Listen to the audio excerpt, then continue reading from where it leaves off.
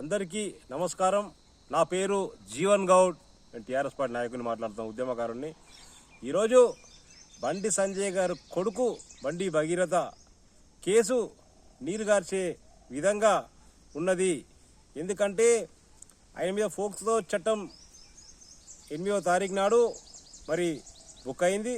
కానీ ఈ రోజుకు వారం రోజులు అవుతుంది, ఇప్పటి వరకు అరెస్ట్ చేయలేదు.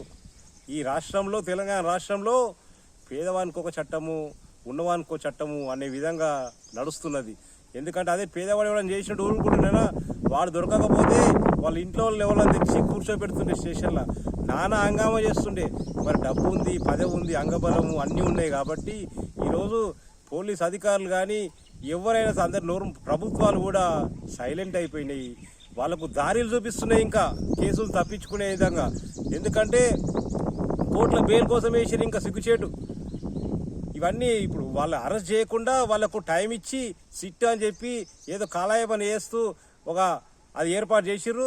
ఈ లోపల మీరు తెచ్చుకోర్రి, బెయిల్ తెచ్చుకోర్రి, సెటిల్ చేసుకోర్రి అనే విధంగా ఈ ప్రభుత్వాలు ఆయనకు అనుకూలంగా వ్యవహరిస్తున్నాయి. ఎందుకంటే పేదవాడైతే మరి మహిళా సంఘాలన్నీ ఎక్కడ పోయినాయండి? ఒక పేదవాడు ఏమైనా చేస్తే మటుకు రోడ్ల మీద బొర్లాడతారు అందరూ వచ్చి, అది ఉరిదీయాలని అరిదీయాలని చెప్పి ధర్నాలు చేస్తారు. టీఆర్ఎస్ పార్టీ, ఆ పార్టీ అంటారు, ఈ పార్టీ అంటారు. టీఆర్ఎస్ చేసి ఊకుంటున్నాయి. ఇప్పుడు మంగవ చేస్తుండే. మరి ఇప్పుడు ఒక పార్టీ మాట్లాడతలేవు, ఒక మహిళా సంఘాలు మాట్లాడతలేవు, అసలు ఎవరు మాట్లాడతలేరు. అందరి నోర్లు బంద్ అయిపోయినాయి. ఎందుకు అలా? ఆయన మినిస్టర్ అని చెప్పా, హోమ్ మినిస్టర్ అని చెప్పా. పేదవానికో చట్టం, ఇదో చట్టం, ఇట్లా అయితే ఎట్లా అండి? అది చట్టం అందరికి ఒకటే విధంగా పనిచేస్తాయి కదా, అలాగలగనే పనిచేయగా చట్టాలు.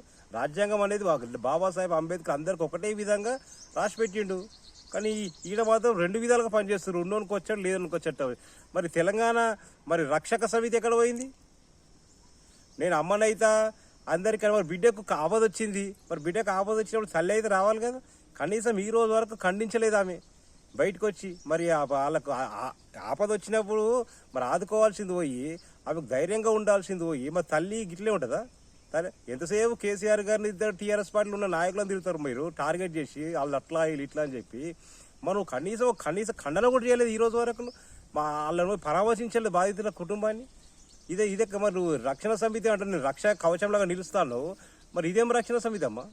ఇదేనా రక్షణ సమితి అంటే? ఎంతసేపు టీఆర్ఎస్ పార్టీని తిట్టడానికి నువ్వు పార్టీ పెట్టినావా? ఇది కరెక్ట్ కాదు.